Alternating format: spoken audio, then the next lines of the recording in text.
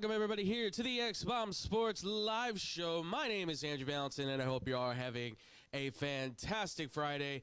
We are coming to you live here from Illinois Media School here in the wonderful city of Chicago, Illinois. I hope you're all having, again, a wonderful, wonderful time here, ladies and gentlemen. It is an honor and a privilege to be back again for another Short Fuse Friday. As always, this is the shortened show, kind of, but we're going to try and keep it short because, of course, we've got our man Scottie Scheffler in the back who's got to go to work.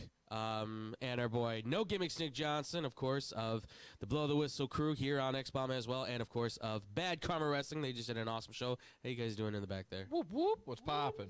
Man, I'm so happy to finally get back up here and start doing this on a consistent basis. By the way, hope you guys like the new mic. Yeah, that's right. Yeah. Prime Day, baby. That's what's up. New mic. Yeah. Ladies and gentlemen. But folks, we got a lot to talk about. News is dropping left and right apparently as we are speaking right now. I hope you guys, you ready to get into this? Yeah, let's go. Let's do this. Let's do this. So we're bringing it back, folks. The Quick Cluster News Recap is back.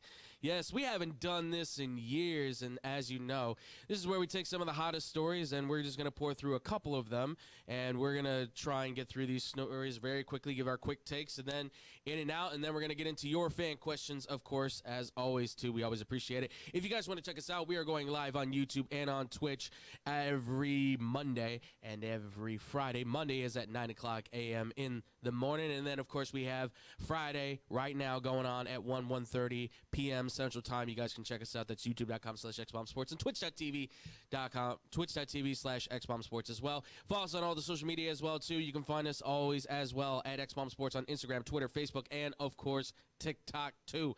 And if you guys want to hear any more questions or comments, you guys want to throw any more stuff our way, xbsportsofficial@gmail.com, as always. So, yes, let's get to the Quick Cluster Recap here, ladies and gentlemen.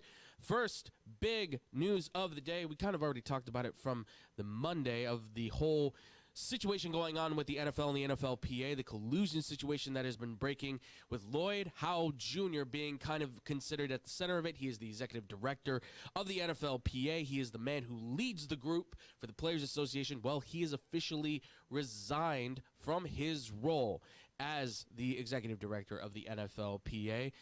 He put out a very big statement, or not big statement, but he put out his statement basically kind of saying, hey, with the whole situation going on, I think it's best that I step down in favor of making sure that in the benefit of the players being able to concentrate on the season.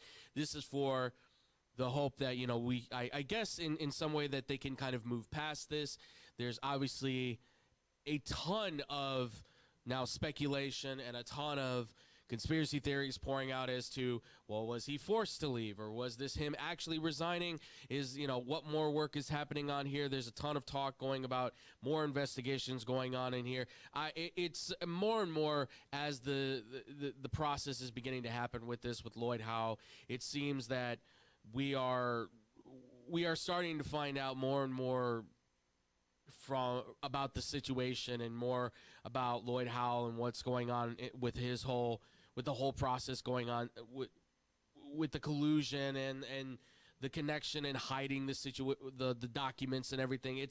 There's so much now involved in it, but now he has resigned. He is officially no longer with the NFL Players Association. He has removed himself from there. Gentlemen, I mean, your thoughts on Lloyd Howell now resigning from the NFL? I was just gonna ask, am I living under a rock, or was this just kind of like media dump? I didn't really see all too much about this, or am I like I this said, happened last night. Okay, all right, so gotcha. Even more so, this happened in the dead of night when people were kind of sleeping. I think 10:30 or something like that. 10:30 was when the news was dropping. So not a lot, not too many people unless you were up that late were kind of catching the news, but everybody started retweeting it. I started seeing the whole thing pouring out, and I was going, interesting that this is kind of when it's starting to drop. Now it's saying it's looking for some credible sources like Don Van Natten Jr. He's a little check mark there from his X account. Mm-hmm. Says, filed to the ESPN, ex-NFLPA boss Lloyd Howell Jr.'s strip club expenses face scrutiny. So like I said, It's retweeted from there, and then it's also quote retweeted from Adam Schefter, if I'm not mistaken. And So Hassan just posted it too. Interesting. So we got some, like I said, this isn't an NBA NFL Sentinel trying to make a joke here. This Right. is looking like there's some murky waters here. No, absolutely. This is not the first time he's been in hot water either. He has been in hot water back in 2011. He was sued for sexual discrimination and retaliation. I believe it was from while he was. According to the ESPN article, it says ESPN reported that Howell was sued for sexual discrimination and retaliation in 2011 while he was the senior executive at Booz Allen, and that a dispute emerged about whether the players who voted for him as NFLPA executive director were aware of the lawsuit prior to the 2023 election. So even more cover-up kind of coming out this. And, of course, this is coming out from Pablo Torre, finds out, very reputable reporter, does a lot of great digging, was the one that posted all the documents, has really done a lot of deep dive on this. I highly recommend you go check out his show, listen to everything he's been they've been doing a lot of work on this, and I applaud on it. How deep does this collusion go? How far will it go? We're going to find out a whole lot more. I know we talked about it a lot for the Monday show, but we're going to get into it more as more information does come out. But I apologize. Can I just clarify again that the collusion is on what exactly? What are they trying to cover up, or what is he trying to? It seems like there's multiple collusion. It's the collusion of that the owners. That was the one thing I heard. I'm sorry. The owners colluded to say, hey, just because Jimmy Haslam was an idiot and paid Deshaun Watson the Browns situation, fully guaranteed contract, we're not paying anybody else fully guaranteed money, which is now, by the way, I mean, I wanted to dive on this, but we just don't have the time. Second-round draft picks have definitely been trying to push for the full guaranteed contract. I think but one or two have not signed. Of course, one of them has to be a second-rounder for the Bengals. Thanks a lot. As though the Shamar Stewart thing is not enough. And that's one that I'm going to get into probably, if not Monday, next Friday, because I got words for both the Bengals and Stewart. Jeez. As I haven't said enough on that. And then the collusion is also, too, that the PA and the NFL, with Lloyd Howell kind of being at the center, colluded to hide said documents and keep this information from the public and the players and everything. So now it's just creating this whole, what else has the NFL been covering up? And now everybody's jumping on the conspiracy theory wagon on. They knew the Patriots were going to win 6 Super Bowls, and it's flying left and right. Some sound legit. Some obviously are way out in left field. I'm not going to get through all of them. That's the quick news hit there. And let's get to the other quick news that was on here as well. Obviously, if you have not heard, the Steelers were at an impasse for so long here with T.J. Watt not wanting to get paid. I had already been putting out there that I thought this was T.J. Watt's way of kind of asserting his dominance over the Steelers and basically being like, look, you either pay me more than Myles Garrett, and also, by the way, show me that this is a team that's committed to trying to win a Super Bowl, or I'm walking and I'm asking for a trade and trying to get out of here. Well, they came up with the money. Shocker, shocker. This top player for the Steelers is getting paid a 3-year, $123 million extension, $108 million fully guaranteed, a absolutely astronomical number, putting him at $41 million per year on the salary average, which makes him the highest non-quarterback being paid over Myles Garrett now, over Jamar Chase. A move that I feel like for the Steelers, this was a lose because, I mean, you win because you keep him, yes, in that sense, but you lose because you had to pay him so much money, which handicaps you in the salary cap now that you really needed for your offense. You would have lost if you would have lost him straight to free agency and got nothing for him. And you would have lost because people would have been upset because you traded him. And yes, you might have gotten back a haul of draft picks, but people would have still been upset because he's supposed to be a, quote, Steeler for life, right? That's kind of the perception that's been talked about for T.J. Watt. He should be a Steeler forever, which I don't know if he is or not, but kind of seems like, hey, he's going to at least be going that way for the next 3 years, right? But, guys, T.J. Watt just earned a bag. I mean, he got a paycheck. Is this going to even help this team at this point? I mean, was this the smart move, you think, for the Steelers to make? I mean, yeah, he definitely got a lot of money. J.J. Watt's entire career, he made $129 million. I did see that. And he played 12 years in the NFL. Yeah, I saw J.J. Watt was like, yeah, he better not. I better not even come close to trying to touch that check now when we go out to dinner. I thought that was good. I like that. I think it makes sense still. Obviously, you see all the numbers every time he's on the field compared to when he's not on the field. So that's the clear cut there thing. You say lose, lose, lose. It's probably only that considering that they're punting this year, considering they have Aaron Rodgers at the quarterback. So Right. yeah, not a lot of winners here. Yeah, I mean, and listen, I am saying lose, lose, lose when they signed him because that's just my personal take on it. Again, this is the take that I'm taking with it. So I know I keep saying take. I'm sorry, but I don't. I was like, cool. They signed him. Way to go. You're going to end up 9-8, 10-7. The winning record, non-losing record continues. Congratulations. I don't see them. This being the move that wins them the Super Bowl. 72.5 sacks over 5 years is insane. Over 100 sacks for his career. He's only 30. He probably can play till he's 40. He can probably maybe become a top 5 in sacks, all-time leader. I mean, I don't know if he's going to break 200, but who knows, right? He is T.J. Watt. He is incredible at getting to the quarterback. Scotty. I mean, to be fair, it's a lose-lose, but should they have really gotten rid of him? No, they kind of. It's great that they did keep him. I don't think it's us saying that they should have just let him go or should have traded him because they kind of did need to re-sign him. He is the whole part of that defense. Yeah. Without him, the Steelers aren't that 9-8 team. They're a borderline 3-win team without him. He wins them so many games. We are talking about a guy who's been snaked out of some Defensive Player of the Years, and I mean, other accolades he probably could have had.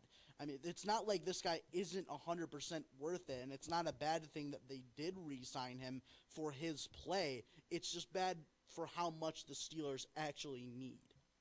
Yeah, no, very well said, Scotty. And honestly, I don't disagree. I don't disagree at all. It's just it keeps you in the concept of living in the 1970s where it's all about defense and no focus is being put on the offense. Your left tackle last year tied for first in sacks allowed. Your offensive line is so young. Your running back's now a rookie unless you're going to start Jalen Warren, which I guess is okay, but it's just it.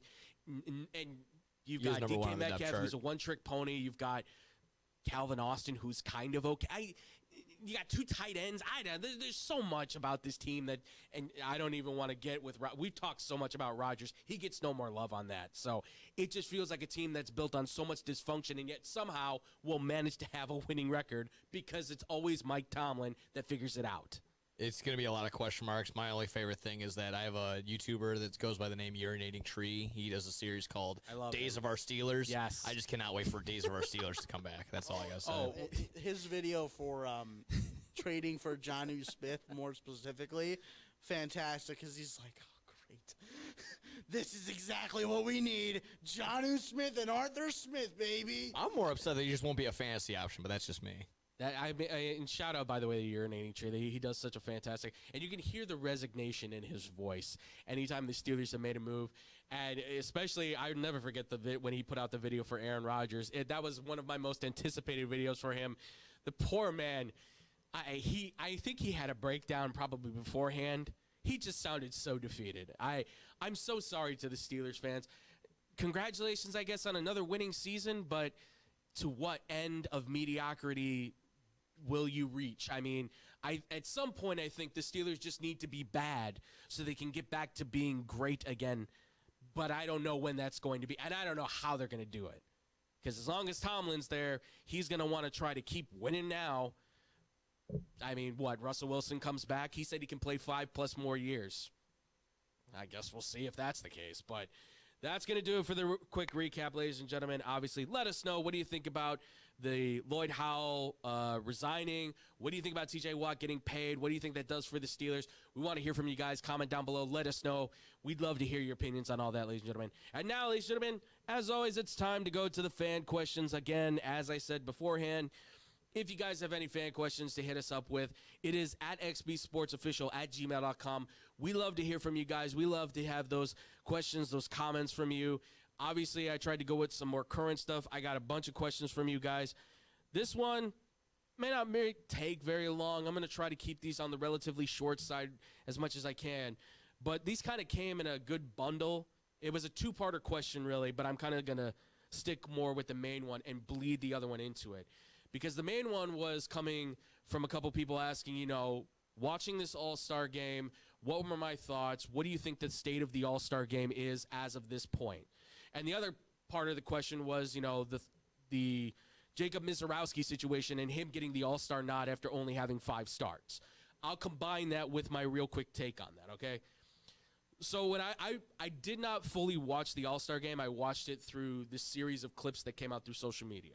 And then I watched the highlights of it back on YouTube, which you know, whether it does a service or disservice, I leave that up to you to decide yourself. Ultimately, though, I came across and I said, you know what? Seemed like it was a pretty good fun time, right? And it's the first time we've ever seen this home run swing off as kind of like a new way to kind of be a tiebreaker. Seemed fun, seemed interesting. I mean, most people seem to really enjoy the home run derby, so why not? Let's do it again. And no one better, I guess, to end it than Kyle Schwarber to hit a nice bomb to win it off. It's America's version of penalties, I guess, if you will. If that makes sense to anybody. If you know soccer, I know there's a lot of Americans just went, I get it. Yeah, shootout, sure. I get it if you're kind of going like, I understand. I don't know if that's going to work as a regular thing that you could put in game after game after game. That'd be a little difficult, I think, and I don't know how that would work. But for an exhibition game, 7.2 million people watched, more than the NBA All-Star, I believe more than the Pro Bowl. I mean, it blew out of the water. So for this All-Star game, that's great. That's awesome. That certainly shows, okay, we're doing something right. And I thought about it, and I went, okay, my first All-Star game was 2005 when I watched. I'm not going to go through my whole life on that. No. But in the 20 years' time, life has changed so much. The game of baseball has changed so much, right? Baseball didn't change hardly at all until, 3-4 years ago, give or take, when we started talking about, hey, how about a pitch clock? Hey, how about bigger bases for more steals? Hey, limit the throws. And now all of a sudden, in this All-Star game, we saw the first bit of the ABS system, which I got to say personally, I liked it. I'm a fan. Love it. Quick. It didn't. Very quick. Exactly. Love it. Efficient. Love it. It didn't override the umpires. If anything, it helped the umpires, I think, and it gave them a little bit more credibility, too. So it's a thing where you kind of like, okay. I think they were 3 for 4. I think it was 3 reverse calls compared to 1 that was checked and it was still a ball, I believe. Something like that. So. Exactly. So 4 for 4. I think they got 3 that were reversed to strikes, and then 1 that was upheld. That was still 1. I could be wrong. No, one was they called a strike and it ended up being a ball. So Okay. I think it was 4 for 4. I think they were all right. There you go. I mean, even still, like that, even if it was one-off, right? Even if it was one-off, that's still, that's improving the game. And for God's sakes, baseball for over almost 200 years has been like, no, we don't have to change. We don't have to change. And then finally they go, okay, we got to change. Hey, it's okay. It's okay to embrace it. And, you know, look, our lives are completely different. We've all gone from being kids to adults now. We went from having TV on an actual television to now it's all on our phones and computers, right? And possibly your TV, but you don't have cable anymore, I bet, right? Still got it. I still got your Comcast Okay. and everything. I mean, It's because my parents aren't going to be able to adapt to YouTube TV. It's just not. It's not happening. that's fair enough. No. That, Well, my mom maybe. That's fair enough. God bless my dad. It's not ain't happening.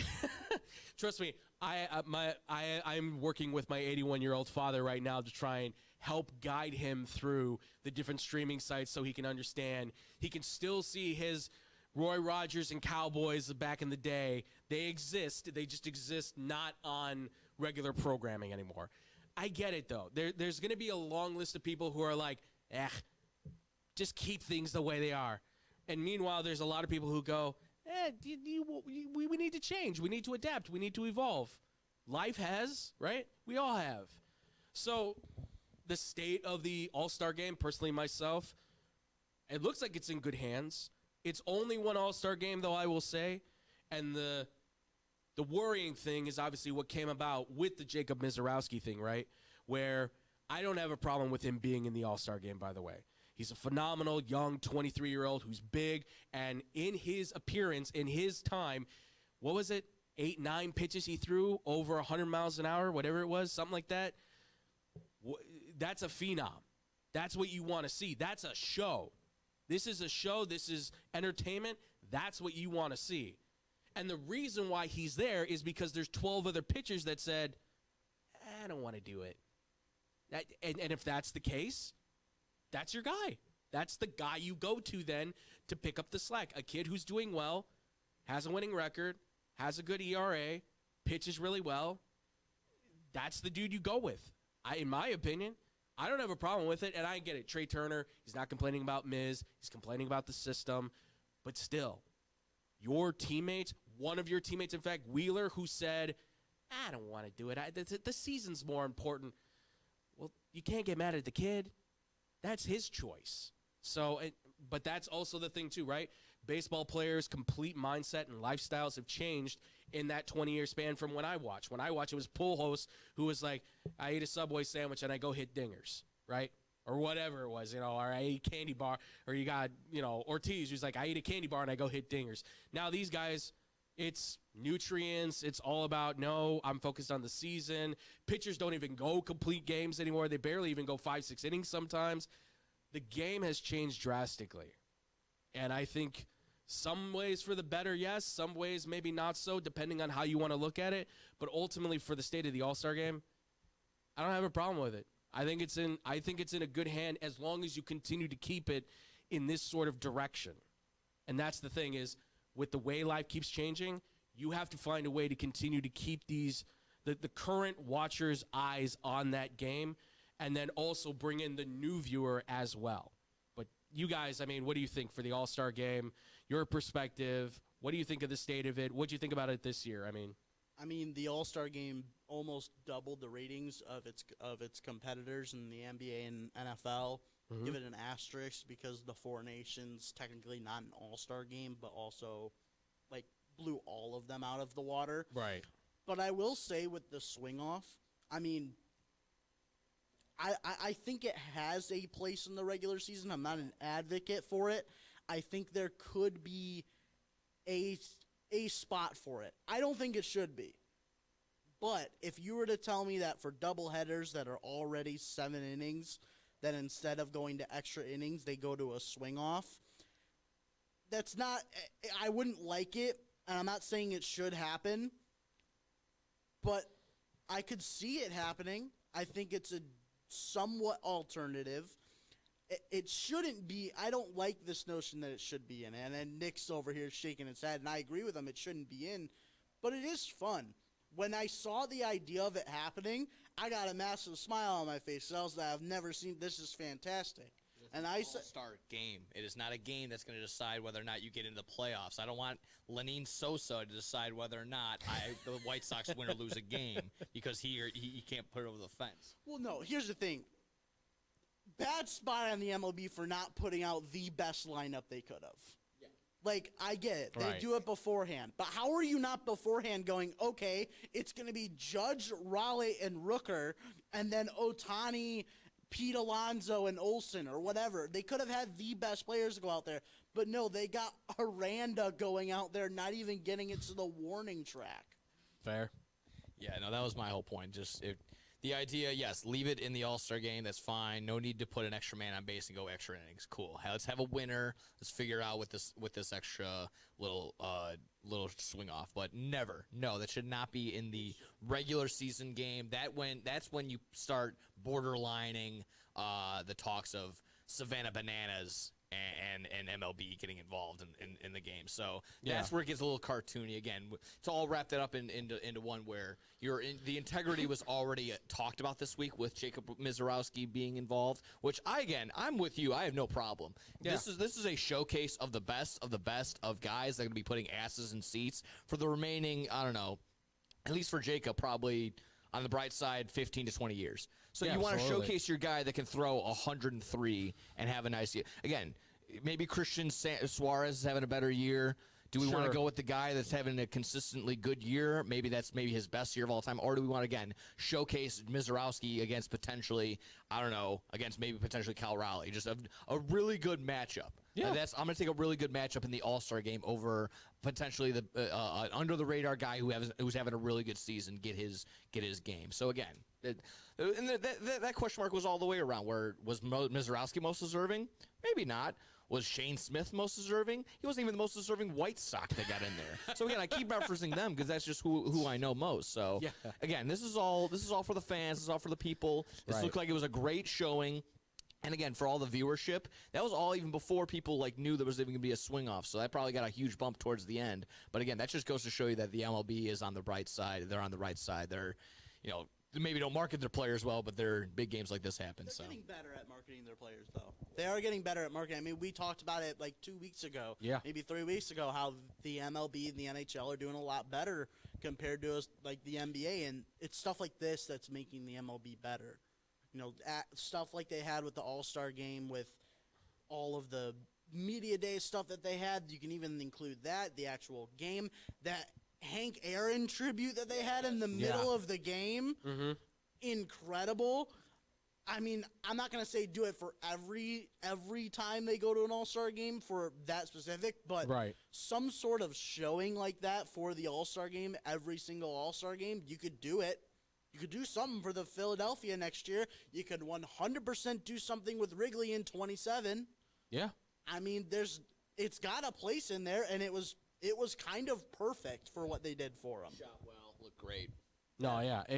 The way that MLB set this one up looked fantastic, and it should be a nice bright light to kind of show the way for where MLB can take its All-Star game and ultimately take its game. This is a great step in the right direction. It shows that, look, I don't know if it's, again, we've said this many times on the show, I don't know if it's ever going to reach the level of the NBA.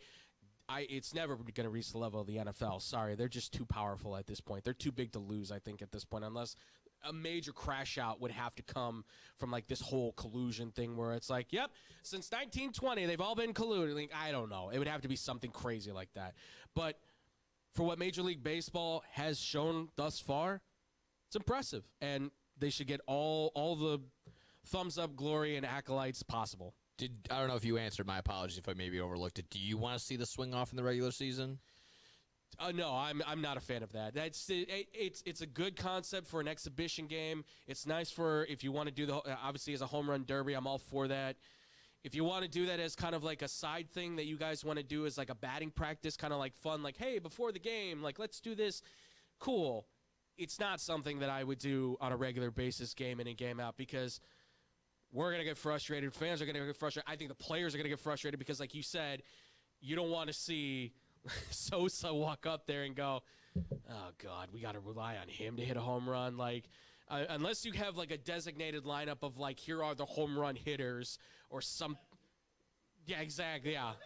Something like that. Otherwise – and even then, I think it's just a silly concept. But for the All-Star game, perfect. Absolutely perfect. Love it.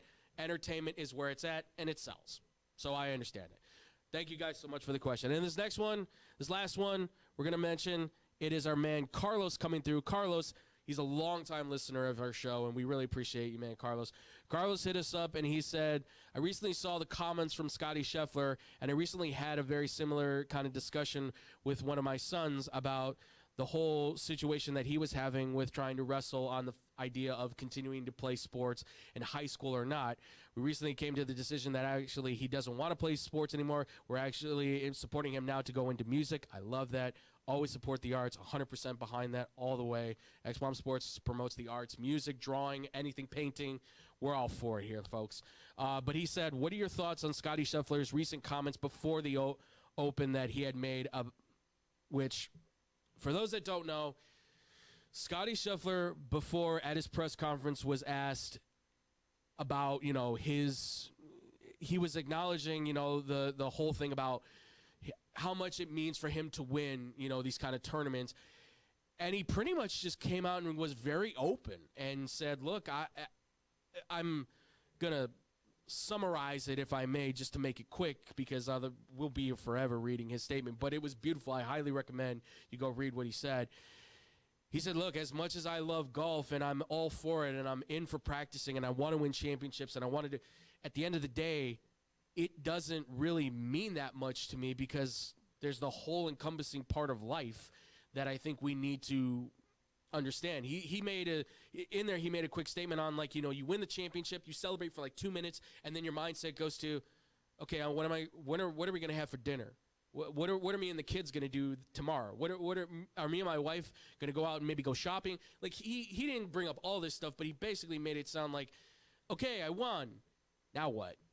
Like, he basically, and this, I personally love when athletes kind of come to this level, because we all mythicize these guys, right, as being almost godlike, right?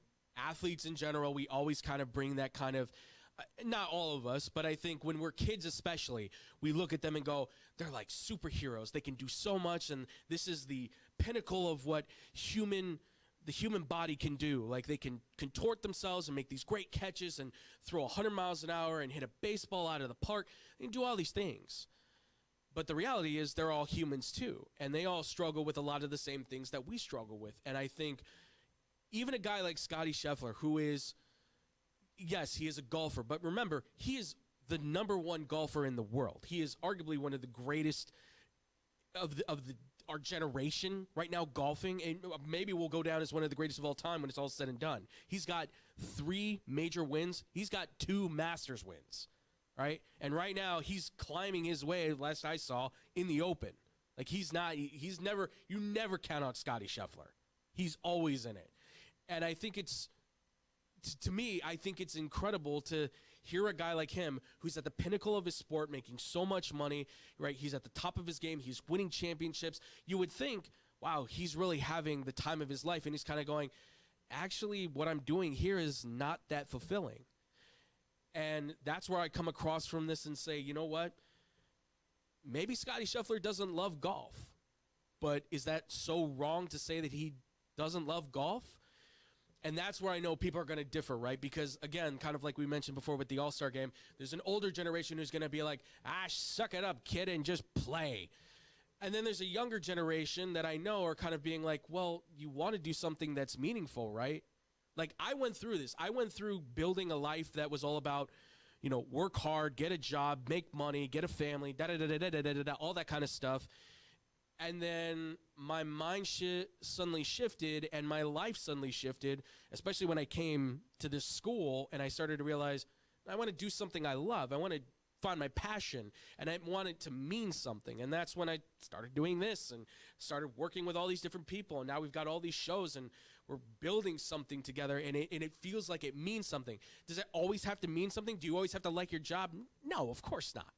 You're not going to like every job you take. You're never going to like every job you take. But I think in some regard, if you can get to a point where eventually you go, you know what, I'm going to find a job that has meaning for me, and it will help me, and it will help my family, and you find a reason to be able to work that job, and you feel that is worth it, I'm all for it. But you don't have to love it. You don't have to love it. I think he does love golf in some capacity, but I think it is not his first love. He's a man who has, 2-3 kids. He's got a wife. I know he's very much in touch with his, religion and everything, and I'm sure that has a big impact on these kind of ideologies too. I'm not going to get into all that, obviously, because I don't think that's the end-all, be-all on this. But I think what encompasses Scottie Scheffler is what I remember Troy Polamalu had a great statement once. He said, I am not a football player. I am a person who loves football and plays football. Football does not define me. Football is just a part of me. And I loved that statement, because for me, I remember being high school when I started playing football, I always thought, football is who I am. But when I really broke it down, I went, you know what? No, I'm also a musician. I'm also, I'm a writer. I do all these other things. I mean, I'm in high school, but you break yourself down and you go, actually, there's multiple pieces that make up who I am, as it is for all of us. We are not just the one thing that defines us. Yeah, I'm up here doing broadcasting, but that's not the end-all, be-all of me. I love to draw. I love to write. I love to be able to create content, go out and have a good time, you know, all this kind of stuff. I am more than just this one piece. I am the sum of all the things that make me who I am. I love what Scottie Scheffler had to say, and I hope that more athletes are more willing to be open about that, because I think it will encourage more people, and I would say this too, particularly men especially, to be more open about this kind of stuff, that, you know, things that are making you hurt and make you feel bad and all that kind of stuff. I mean, look, I'm somebody who holds a lot of stuff in, and I just had a really long I'll be open. I had a really long conversation with some buddies of ours that were kind of like, hey, maybe you need to kind of take a step back and kind of reevaluate some stuff. And that's what I'm going to do. I'm going to take some steps back, especially on Blow the Whistle, and I'm going to kind of do some stuff to kind of reevaluate some things that I have to work on. Doesn't mean I'm not doing this show. I'm going to keep doing this show because this is what I love, and it's my passion, and it's part of who I am, and I want it to keep being a part of who I am. But I have to take a step back to make sure that everybody can continue to do the great work they're doing, and I don't want to impact them negatively in any kind of way, shape, or form. But that doesn't mean I'm going away. I'm just like taking a little mini vacation to get myself in the proper position where it's not get back to who I am, but get myself to a new level, a new point, if you will. And I think Scottie Scheffler's words, I read those and I kind of go, yeah, he's right. He's right. You celebrate golf, you celebrate these little achievements, but then you go, well, now what? Because there's more to life than just playing golf. There's more to life than just these little kind of things that you think are going to be the big moments, right? You win the championship in high school. That's great. Awesome. You won the championship in high school. Now what? Now what? What are you going to do tomorrow? What are you going to do when you go to college? You can keep celebrating that. That's great, but that's you living in the past. You have to continue. My whole thing has always been, if you look too far forward, you're going to focus too much on the future. You're going to trip and fall. You go focus on the past, you're walking backwards, you're definitely going to trip and fall. You have to be able to keep your eyes on the future whilst also looking at the horizon and seeing every step you take. You have to use that peripheral vision. Enjoy each and every day that comes to you, but never take your eyes off the future while occasionally looking back and seeing your past. Maybe that's not the concept you want to go with, and that's okay, that's fine. I just throw that out there in case you need to hear something like that, you need a reference point, please take it. I encourage you to do so, because as much as we all played sports, we all love sports, we will always talk about it probably to the day. I have said, I will talk on this show till I have no breath left. That I have already made that statement clear. I will be in my bed at 135 or however long. I will be a robot if I have to. I don't know if that's going to be a concept that we come up with. But if it is, guess what? Show's going on forever till that sun burns out then. Right? Isn't that what Ted Turner said? We'll keep going till the world ends. Yeah, same thing. So but that is not the whole of who I am, but it doesn't mean that I'm going to stop ever. But you guys, man, I mean, what do you think about the Scottie Scheffler? What about his comments basically saying, like, hey, golf does not define me, all that kind of, I mean, I'm sure you guys heard the comments, so I want to know what you guys think for sure. So Scottie's actually he's been one of my favorite athletes since he was about 19 or 20. I was going to say, I know he's one of your favorites, not just because you share a name, obviously. Yeah, but it was because he was at Texas, and this was before he was on the tour and, you know, winning all these championships every single week. And someone asked him, he said, do you think you're almost at the point where you're ready to go to the tour? And he said, maybe. I'm butchering the quote, but he basically said maybe, but that's not important to me. What's important is starting a family with my girlfriend at the time, and who's now his wife, right. Starting a family and becoming the best person I can be. And that resonated with me because it was different than any other athlete who's always trying to promote themselves to get to the bigger picture. Every single year we talk about the NFL draft prospects, NBA draft prospects, that just want to get to that next level in that kind of thing, and they don't really break down as much how they want to be at home. I mean, we see it in every other sports too. We saw it this past weekend at All In. Everyone reaching out for Adam Cole for being hurt and not being able to go out there. There's all examples on every single week of us supporting them when they break down like this and break down their life and look past them just being an athlete and look at them being a human being.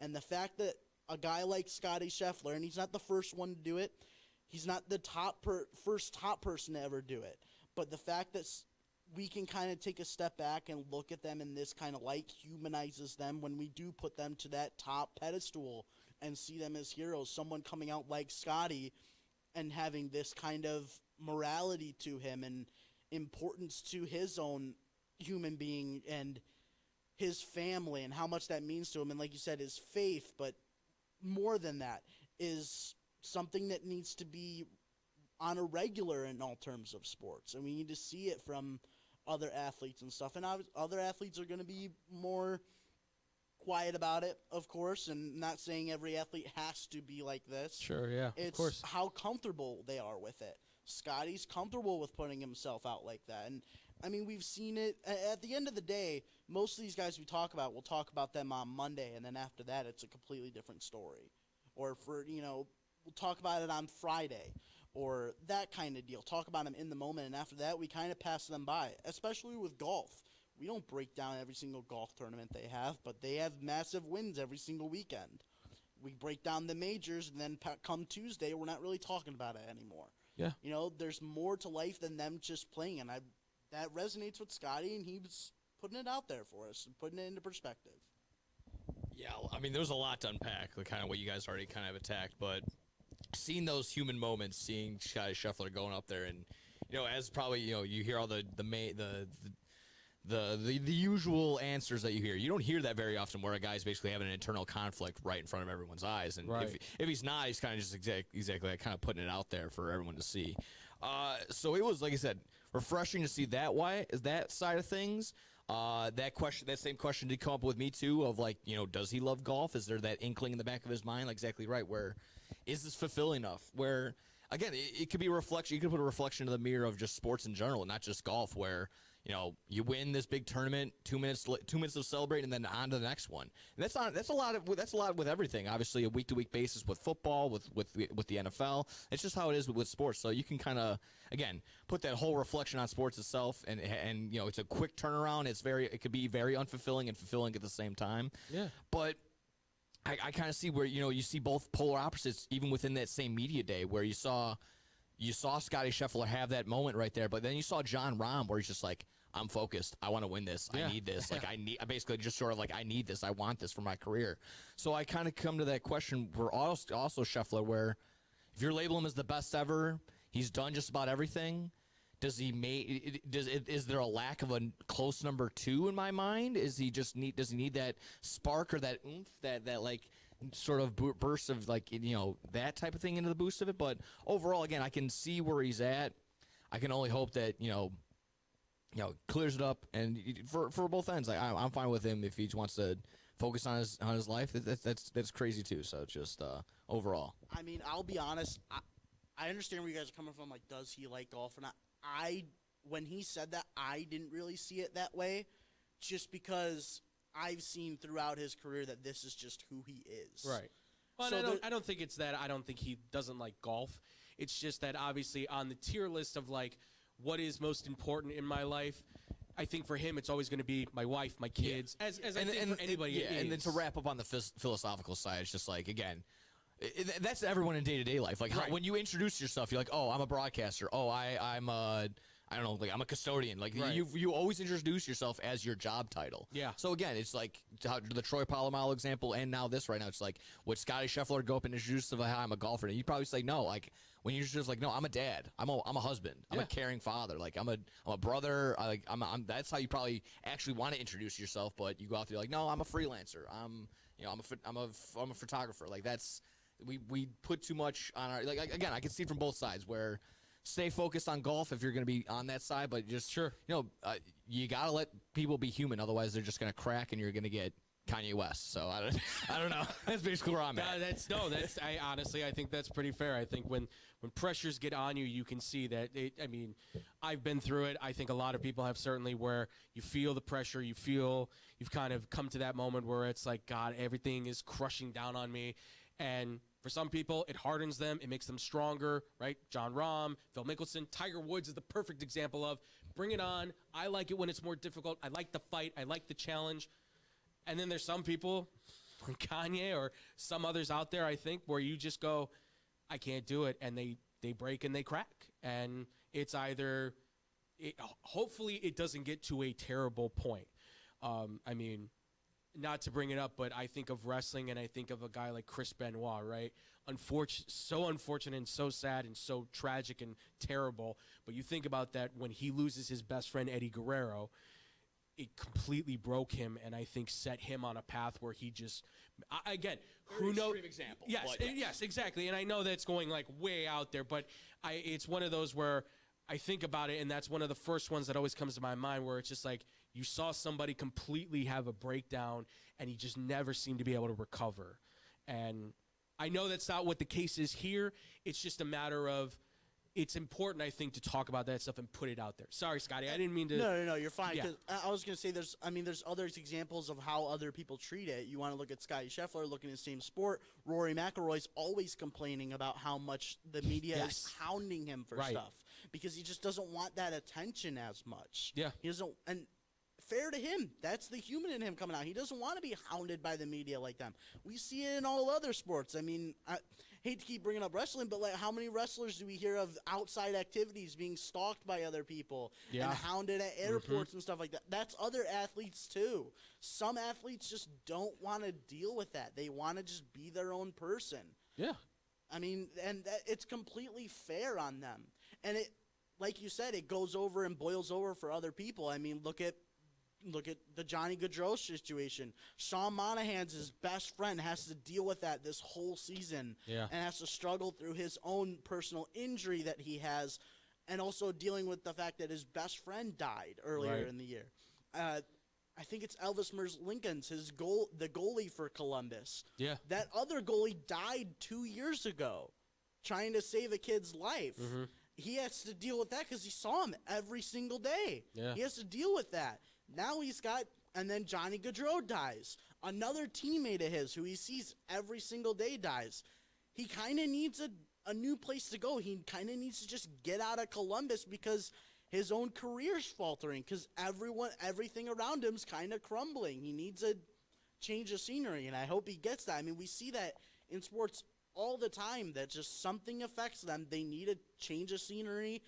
Maybe for Scotty, it is leaving the game of golf to focus on that. But at the end of the day, they're all human beings. They have to deal with their stuff internally and with their families and stuff. And so I've always really appreciated Scotty always putting his family on the top pedestal. And, I mean, we hear when they get awards like, oh, glory to God and thank you to my family and all that. But Scotty puts it on a different pedestal. He puts them always first.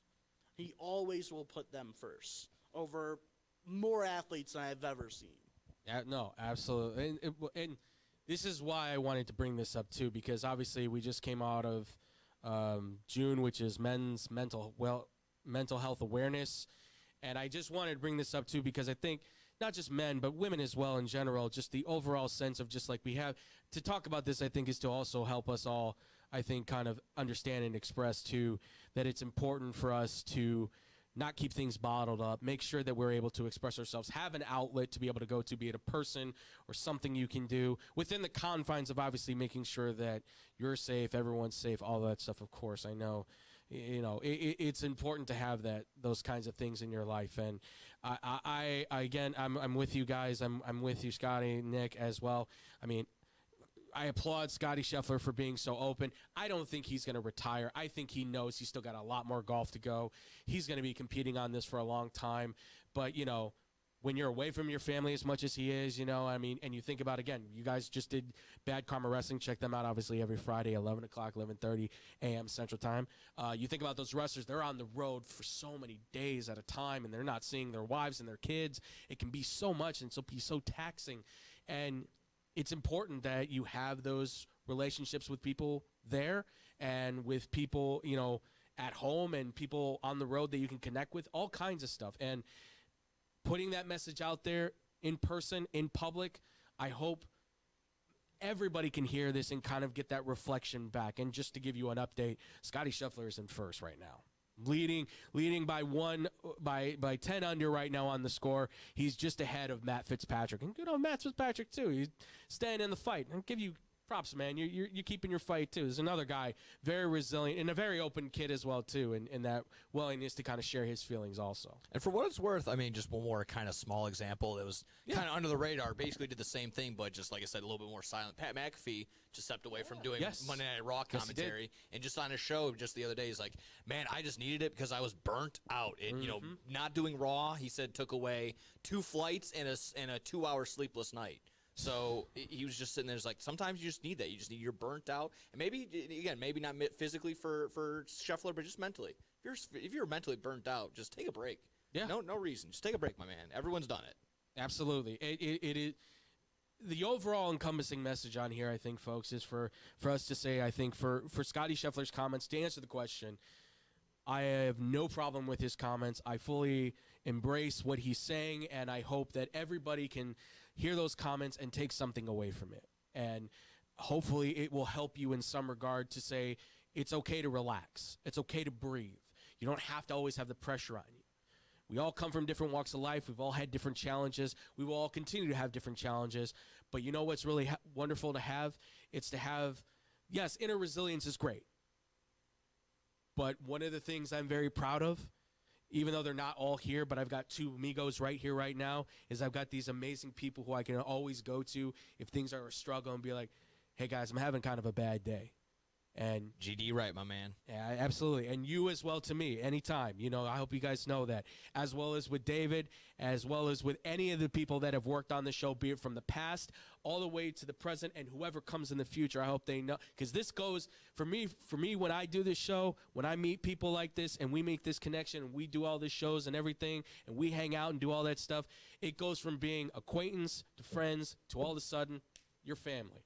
And that's how I've always looked at it. I always said there's family for me, and then there's La Familia. That's the friend group that I keep around me that I know is the close-knit there.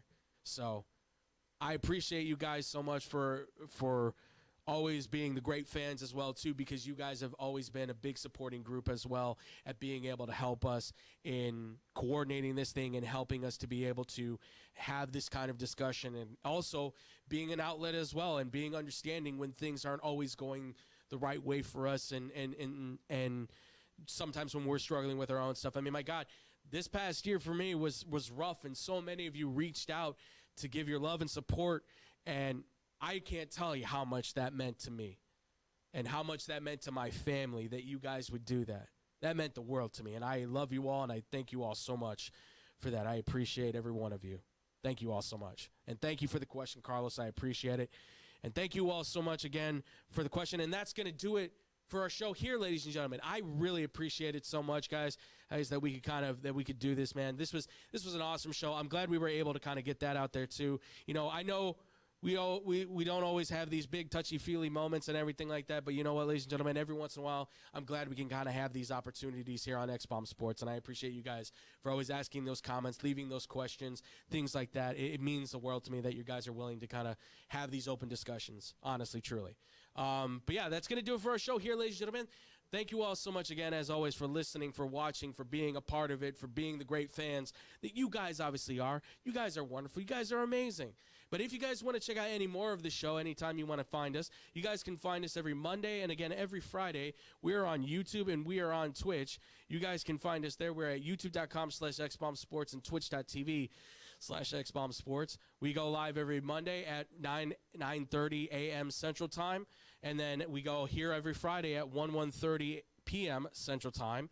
You guys can also find us, too, on social media as well at X-Bomb Sports on Instagram, Twitter, on Facebook, and, of course, on TikTok as well, where our boy Frankie Marinara Oliveri is always cutting the mad clips, ladies and gentlemen, and we appreciate him so much, too, even though he was kind of hungry today and his tummy was a little bit upset.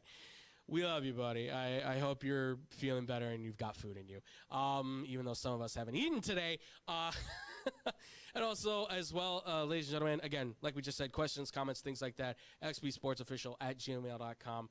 Anything you guys ever want to talk about, like I always say, sports, not sports, ask the questions, make a comment. I'm more than willing to talk to you. You know, I'm here. That's all I can say, man. I'm here. I'm here for anything you guys need at any time, and you guys are amazing fans, and I can't express that so much. Also, too, we mentioned it, Bad Karma Wrestling. Whoop, whoop. BK Dub, folks. BK Dub. BK Dub. That's right. Bad Karma Wrestling. You guys can check them out every Friday. They're going live 11:30 a.m. Central Time. No gimmicks. Nick Johnson there in the back with our boy David Double D Dykstra. Guys, they did a huge show today talking about WWE, AEW, All In. I mean, they covered it all, ladies and gentlemen, left and right. I mean, I had a lot of fun watching All In Texas, I got to say. By the way, I didn't get a chance to chime in. That the Young Bucks, Swerve, and us, that might be one of the most incredible matches I've ever seen. Incredible. Ever. That's going to be such a shame. That sequence, just, oh, God. People don't know what they got till it's gone. As soon as the Young Bucks retire in like 5 years, they'll be like, oh, tag team wrestling sucks. Yeah, I wonder why. Yeah, exactly. You didn't appreciate the Young Bucks when they were here. Oh, God. Appreciate the greatness while you have it, folks, and appreciate their greatness. That is Bad Karma Wrestling, again, every Friday, 11:30 a.m. Central Time. Check them out. And also, too, Blow the Whistle. Like I said, I'm taking a little bit of a break, but the boys, No Gimmicks, Nick Johnson, David Double D Dykstra, our boy Tyler Butterball Beautiful, and, of course, Frank the Tank, Frank Marinara, Oliveri. They're going to be holding it down for Blow the Whistle. Check them out every Monday, Wednesday, Friday, going live 2 o'clock p.m. Central Time on Sportstown Chicago's YouTube channel. And with that, ladies and gentlemen, I think that covers about everything. Guys, you got anything else you want to add in? No, thanks for having me on. Talked way longer than I probably should have, so... Nick, you are always welcome here, my friend. You guys are always welcome here. Of course, Scotty, thank you so much, man. I appreciate you for always being here and helping me out, man. Love you guys. Love you guys so much. Love you guys, the fans, as well. Thank you all so much for being a part of this family. And we will see you guys on Monday for another wonderful, wonderful show. And as always, ladies and gentlemen, much love. Peace out, Boom Crew.